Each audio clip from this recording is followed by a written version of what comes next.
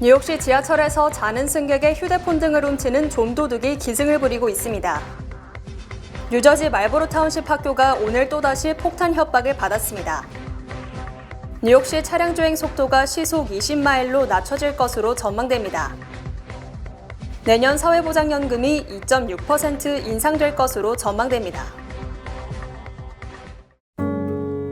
아름다운 제품에서부터 아름다운 사회를 만들기까지 키스는 뉴욕에서 시작하여 현재는 전 세계 12,000명의 직원들과 함께 끊임없이 도전하는 기업입니다. 사람을 생각하고 존중하는 기업. 키스는 한인들이 사회의 주인공이 될 수 있도록 든든한 버팀목이 되겠습니다.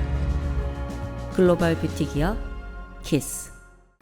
시청자 여러분 안녕하십니까? 4월 19일 금요일 TKC 뉴스데스크 첫 소식입니다. 뉴욕시 지하철에서 자는 승객을 노려 휴대폰과 금품 등을 훔치는 좀도둑이 기승을 부리고 있습니다. 지난주 브롱스의 1번 전철에서 2명의 좀도둑이 자고 있는 승객의 휴대폰을 훔친 뒤 그의 애플페이를 사용하는 사건이 발생했습니다. 경찰에 따르면 최근 뉴욕시 지하철에서 자고 있는 승객의 소지품을 노리는 좀도둑 사건이 빈번하게 발생하고 있습니다. 이들은 주로 휴대폰을 가장 많이 노리며 신용카드가 들어있는 지갑, 훔쳐가기 쉬운 귀금속 등도 주요 타깃이라고 경찰은 말했습니다. 경찰은 특히 출입문 바로 옆자리에 앉아 자고 있는 승객은 도둑들이 가장 손쉽게 노릴 수 있는 타깃이라고 경고했습니다. 뉴욕시경 제이슨 범펠드 대중교통구역 20 사복순찰대장은 그에 따라 최근 퀸즈의 여러 지하철 노선에서 자고 있는 승객을 깨워 경각심을 주고 좀도둑을 잡는 작전을 펼치고 있습니다.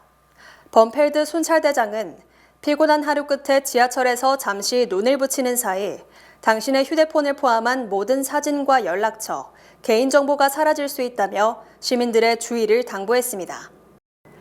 뉴저지 말보로 타운십에 위치한 학교에서 어제에 이어 오늘 또 한 번 폭탄 테러 협박이 보고돼 당국이 학교 개학을 2시간 연기했습니다. 오늘 오전 뉴저지 말보로 타운십의 메모리얼 중학교에 폭탄 테러 위협이 보고됨에 따라 학교 개학이 2시간 연기됐습니다. 이는 18일 오전 해당 학교와 트렌턴 교육위원회 건물에 폭탄 위협이 보고된 지 하루 만에 발생한 두 번째 위협으로 당국은 아직 이번 사건의 배후나 전말에 대해 발표하지 않고 있습니다. 경찰은 어제 폭탄 위협으로 학교의 휴교 및 폐쇄 조치가 내려진 후 철저한 조사를 거친 결과 폭탄은 발견하지 못했으며 해당 위협은 신뢰도가 낮은 것으로 간주한다고 말했습니다. 교육감은 성명을 통해 해당 지역 모든 학교는 학생이 도착하기 전 철저한 안전 및 보안 점검을 거칠 것이며 학교에 위협을 가하는 이번 사건과 같은 일에 대해 매우 심각하게 받아들이고 있다고 말했습니다. 뉴욕시 차량 제한 속도를 20마일 이하로 낮추는 법안이 뉴욕주 최종 예산안과 주상원 예산안에 모두 포함돼 통과가 유력해졌습니다. 뉴욕시에서 필요시 운전자의 주행 속도를 20마일로 제한할 수 있는 법안이 통과될 것으로 전망됩니다. 브래드 호일만 상원의원과 린다 로센탈 하원의원은 어제 세미법안으로 불리우는 차량 주행 속도 제한 법안이 뉴욕주 예산안에 포함돼 통과될 것이라고 확인했습니다. 세미법안은 뉴욕시 차량 주행 속도를 현 25마일에서 20마일로 제한해 치명적인 사고를 방지하고자 하는 취지로 발의됐습니다. 이 법안은 2013년 브루클린에서 과속하던 운전자에 의해 안타까운 죽임을 당한 12살 소년 세미 코헨 엑스타인을 기리기 위해 명명됐습니다. 한편 주의원들은 해당 법안이 뉴욕시의 일부 붐비는 거리와 한 방향에 3차선 이상의 도로가 나 있는 곳에도 적용되지 않을 것이라고 말했습니다. 인플레이션에 따른 생활비 상승으로 내년 사회보장연금이 약 2.6% 인상될 것으로 전망됩니다. 비영리단체 시니어 시티즌스 리그는 생활비 조정에 따라 내년의 사회보장연금이 약 2.6%, 월 평균 약 45달러 정도 인상될 것이라고 추정했습니다. 이처럼 내년 연금 인상을 2.6%로 점친 것은 연금이 물가에 연동되는 데 따른 것으로 물가 상승을 2.6%로 계산했지만 올해 1월부터 3월까지의 물가 상승률은 3%를 넘어서고 있어 2.6%보다는 더 인상될 가능성도 큽니다. 한편 이 단체 설문조사 결과 응답자 중 71%가 올해 사회보장연금 인상률 3.2%는 실제 생활비 인상률에 미치지 못한다며 불만을 터뜨렸습니다. 또 응답자 중 43%가 지난해 월별 생활비가 전년보다 185달러 이상 증가했고 53%가 비상금으로 생계를 이어나간다고 답했으며 61%는 생활비 중 식료품비 증가가 가장 크다고 답했습니다. 뉴욕시의회가 상업구역 내 카지노 시설을 허용하는 토지 용도 변경안을 통과시킴으로써 뉴욕시 관내 카지노 설치가 탄력을 받게 됐습니다. 뉴욕시의회는 어제 본회의를 열고 상업 및 제조업 지역 내의 카지노 시설을 허용하는 토지 용도 변경안을 표결에 회부, 찬성 35표 대 반대 15표로 통과시켰습니다. 이에 따라 뉴욕시 내 주요 상업 지역 내에 별도의 허가나 승인 없이 카지노 시설이 들어설 수 있게 됐으며 주요 언론들은 뉴욕시 카지노 유치에 탄탄대로가 뚫린 것이라고 평가했습니다. 하지만 이번 변경안은 내년 6월 25일 이전까지 허가를 신청하는 카지노에 한해서만 적용된다고 못 박았습니다. 따라서 뉴욕 주정부의 카지노 허가 심사에서 만약 뉴욕시 내에 카지노가 허용된다면 해당 업체는 반드시 내년 6월 25일 이전에 건축 허가를 제출해야 이 변경안의 적용을 받을 수 있습니다.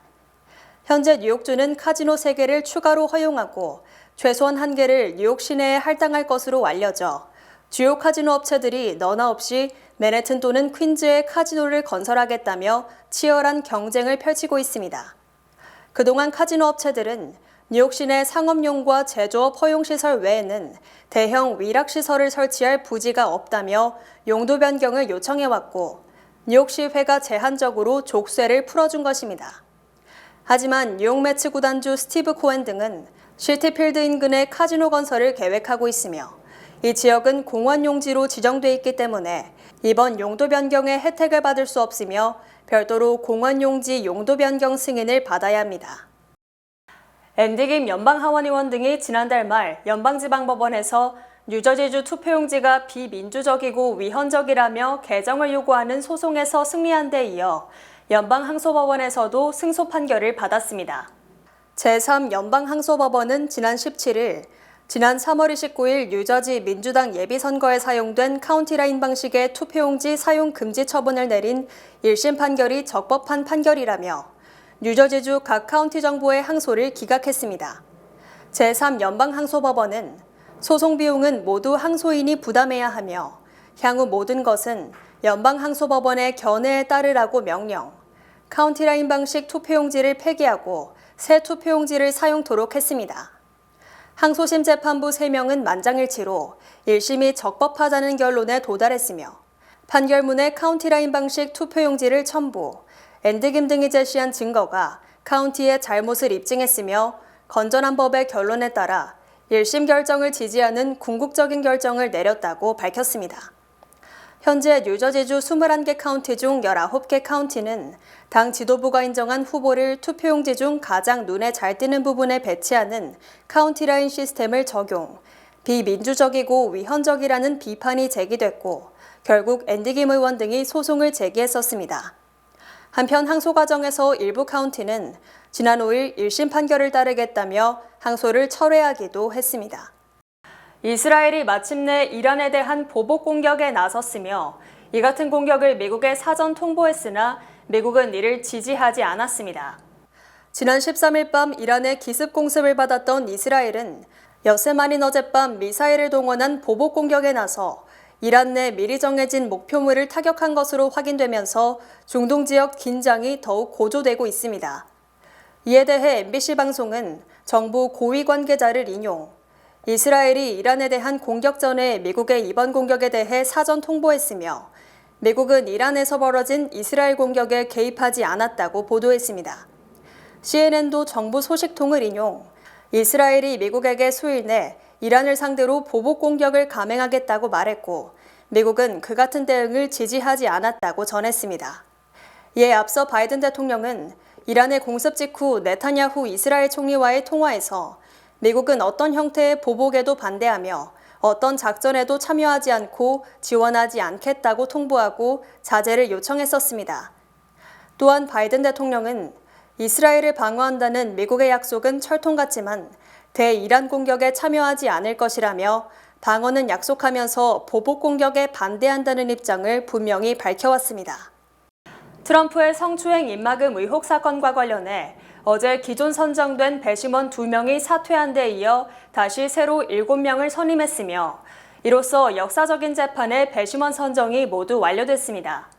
뉴욕 카운티 지방법원은 이틀 재판 뒤 하루를 쉬고 다시 개정한 어제 지난 16일 선정된 배심원 7명 중 2명이 공정한 판단을 할 수 없다며 사임 의사를 밝혔고 재판부가 이를 승인했습니다. 간호원 등 2명은 자신의 신상 정보가 일부 언론에 노출되는 등 대중에 공개됐기 때문에 주변에 영향을 받지 않고 공평하게 판단하기 힘들다고 사임 이유를 밝혔습니다.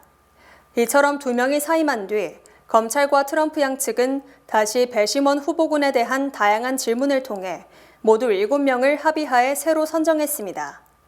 이에 따라 주 배심원 12명은 모두 선정됐고 결혼 등을 고려한 예비 배심원 6명 중 1명도 뽑았으며 오늘 중 나머지 예비 배심원 5명 선정도 마칠 것이 확실시됩니다. 이 재판을 주관하는 후안머천 판사는 재판을 취재 중인 기자들에게 상식을 지켜달라며 배심원의 익명성이 중요하므로 신상 정보 등의 보도를 해서는 안 된다고 강조했습니다.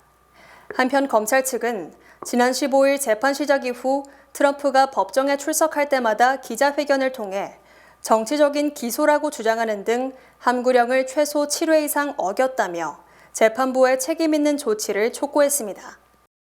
미국의 가장 유력한 정치 가문으로 꼽히는 케네디가가 무소속으로 출마한 케네디가의 가족이 아닌 바이든 대통령에 대한 지지를 선언했습니다.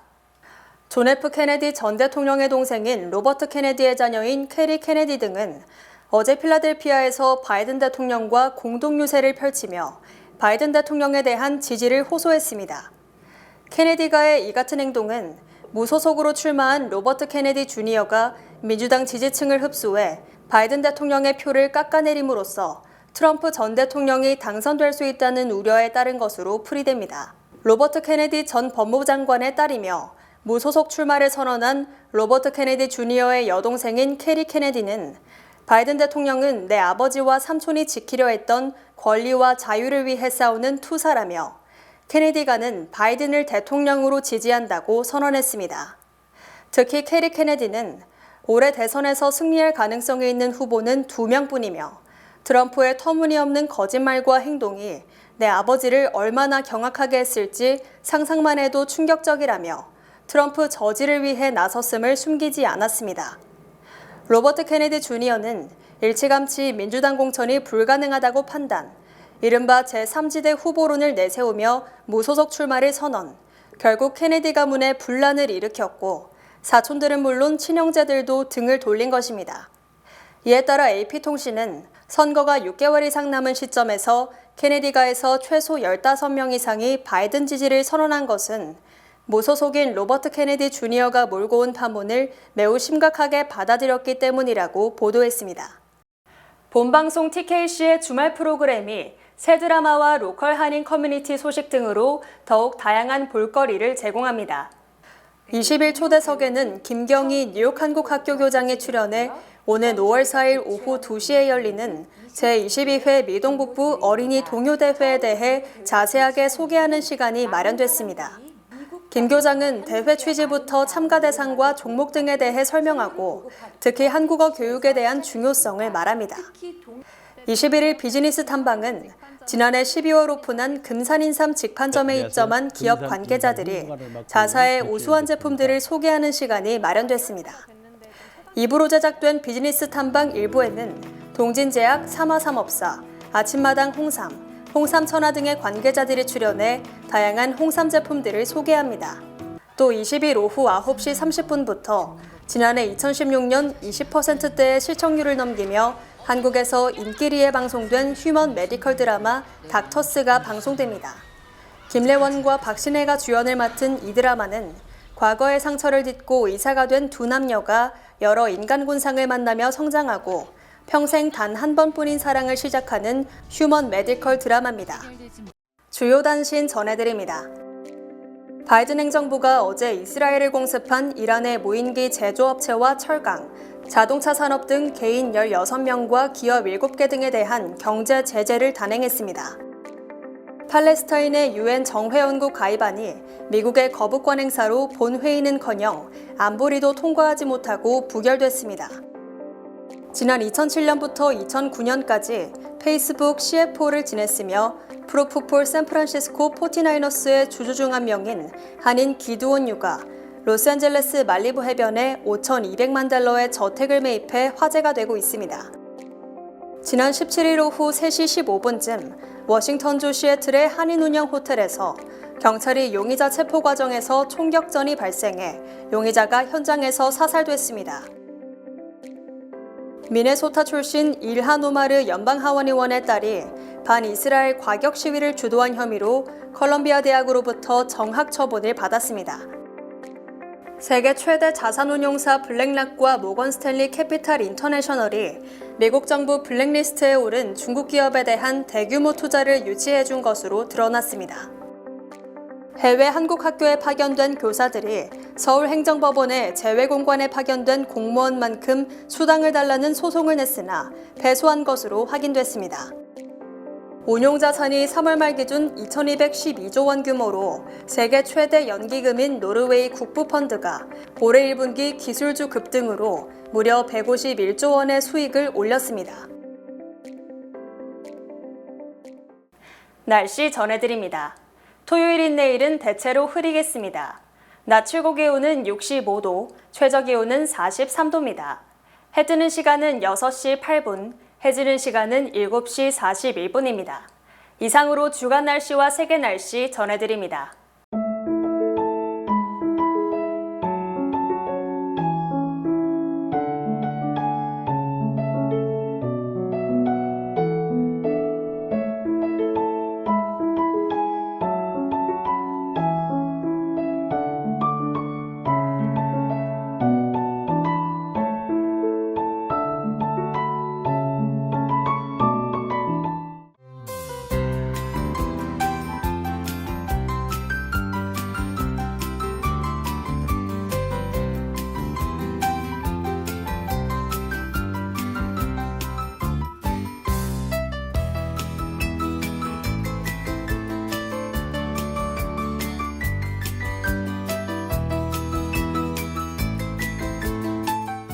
뉴욕 한국학교가 오는 5월 4일 오후 2시에 열리는 제22회 미동북부 어린이 동요대회에 참가할 1학년에서 8학년 한국학교 학생을 모집합니다.